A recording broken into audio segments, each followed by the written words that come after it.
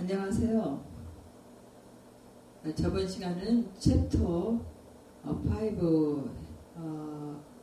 공부했죠. 오늘은 챕터 6 물리적 환경 관찰에 대해서 여러분과 함께 공부하겠습니다.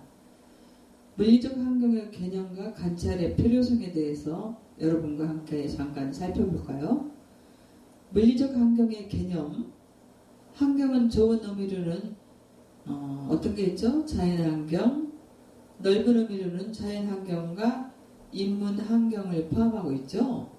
인문환경은 사람의 의지가 반영된 것으로 밭, 다리, 또 도로, 집 등과 문화, 예술 등과 같이 사람들이 만든 물리적 및 정신적 환경을 의미하고 있습니다. 인문환경은 물리적 환경과 사회적 환경으로 구분되죠. 물리적 환경은 무엇인가요? 건물, 도로, 설비, 구조, 배치, 위치 등에 따른 지리적 환경이나 생태적 환경을 의미하며 인간의 행동이나 정신 건강 등에 영향을 미치고 있습니다. 사회적 환경은 물리적 환경으로 인해 형성된 문화나 문명 등을 의미하는 것으로 생활습관, 교육 정도, 사회교류, 관계 형성 등과 같이 시대와 사회에 따른 그 사람들의 욕구나 바람 등을 반영하고 있습니다.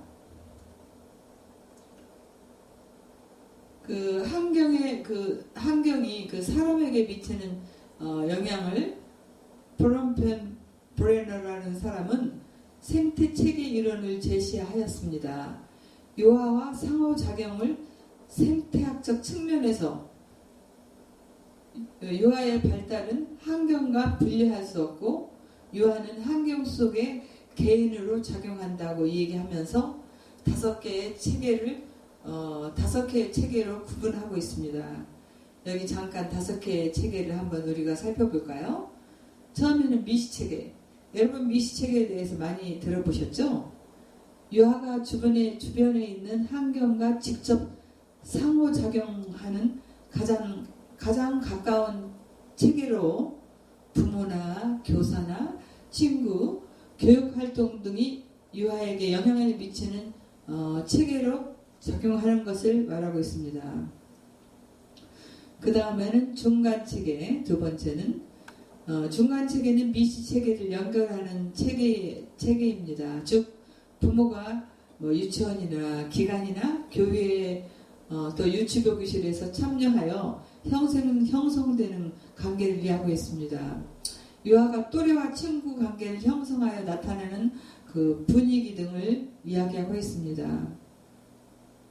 외부 체계 한번 볼까요? 외부 체계는 유아가 직접 접촉하지 않으나 유아를 둘러싸고 있는 유아에게 영향을 미치는 사회적 체계를 의미하고 있습니다. 부모 직장의 거리라든가 부모의 그 인간관계, 또 사회제도, 복지, 교통 등을 이야기하고 있습니다. 그러면 또 거시체계에 대해서 우리가 한번 살펴볼까요? 그 사회체계를 감싸고 있어 유아에게 영향을 미치는 체계입니다. 사회를 지배하는 이데올로기, 문화, 규범, 법률 등을 말하고 있습니다. 그러면 또 시간체계에 대해서 한번 우리가 살펴볼까요? 역사나 제도, 문화 등은 무엇에 따라서 변하죠? 시간에 따라서 변하고 이렇게 변하는 것이 누구에게?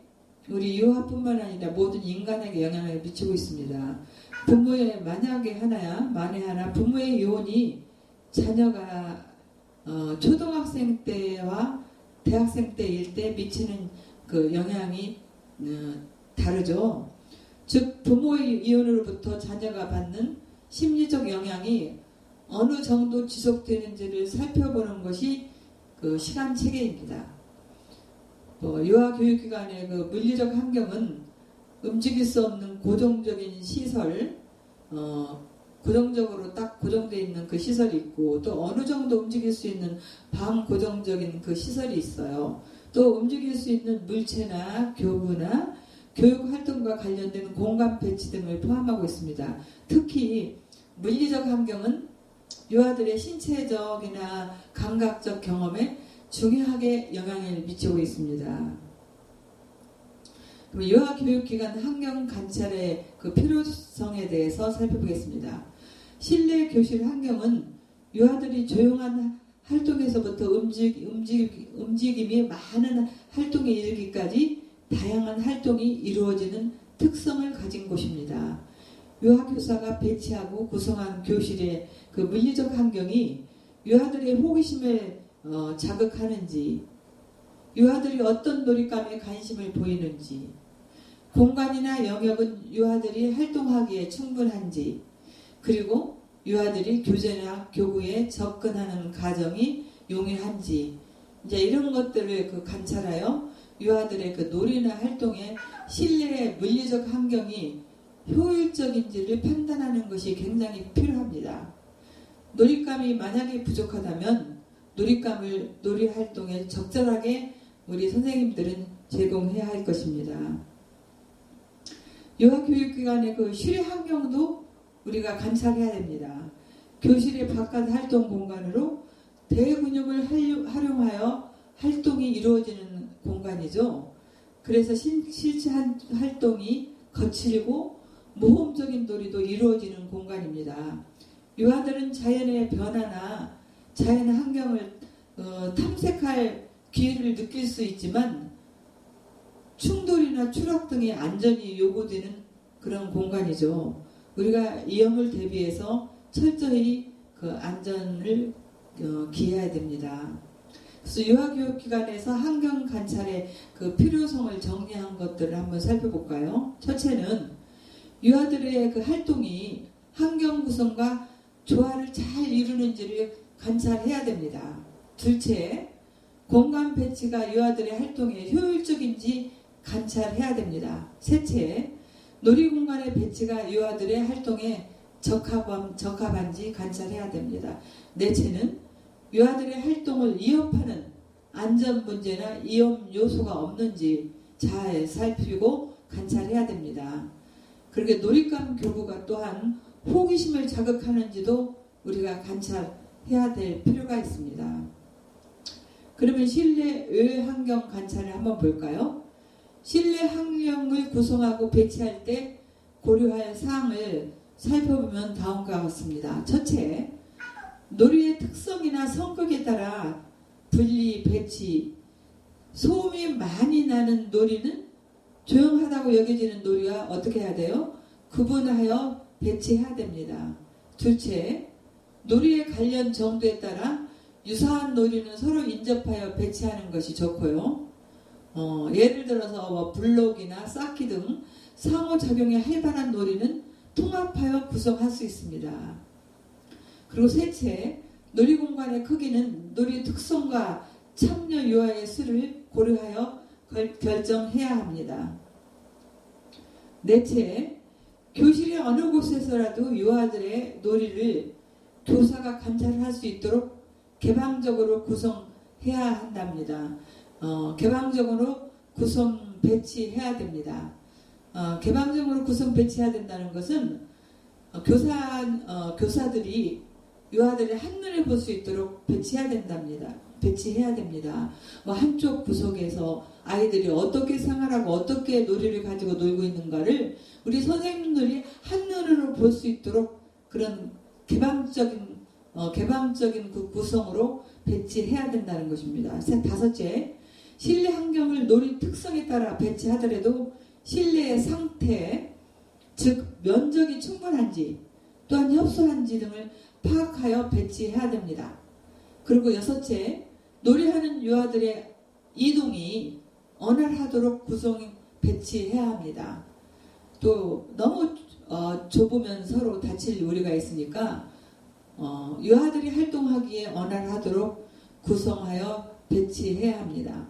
그리고 실내를 영유아의 특성을 고려하여 실내를 구성할 수 있죠. 예를 들어서 실내 환경이 영유아의 발달에 적합하게 구성되었는지를 살펴봐야 하겠습니다. 그리고 대집단 활동실, 또 유의실, 그런 데는 많은 유아가 모여 활동하고 막 뛰어놀기도 하죠. 그렇기 때문에 특히 안전에 유의하여 구성 배치해야 합니다.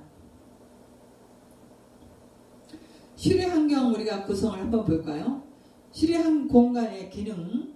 첫째, 신체 활동을 다양하고 자유롭게 할 수 있어야 됩니다. 둘째, 자연 변화에 대한 다양한 감각 경험을 제공해 줘야 됩니다. 셋째, 세상에 대한 물리적 사실을 학습할 수 있어야 됩니다. 넷째, 다양한 사회적 관계를 맺을 수 있어야 합니다. 다섯째, 휴식과 즐거움을 제공해야 합니다. 실외 공간은 건물 주변으로 이렇게 분산시키지 않고 건물 남쪽에 위치하는 것이 좋습니다. 유아에게 충분한 넓이의 공간은 보통 1인당 6.9제곱미터를 NAEYC에서 발표했습니다. 그래서 1인당 최소 6.9 평방미터. 여러분들이 이걸 명심해 주시기 바랍니다. 유아교육과 관련 실외 환경을 관찰할 때 내용을 정리하면 다음과 같습니다. 공간과 놀이기구의 사용 정도와 방식, 통로와 놀이 활동과의 관련성 정도, 또한 실내와 실외의 연결 통로가 잘 되어 있는가, 또 이동 방식이 적절하게 구성되어 있는가, 유아들이 흥미를 보이는 기구와 그렇지 않는 기구는 어떻게 정리되어 있는가,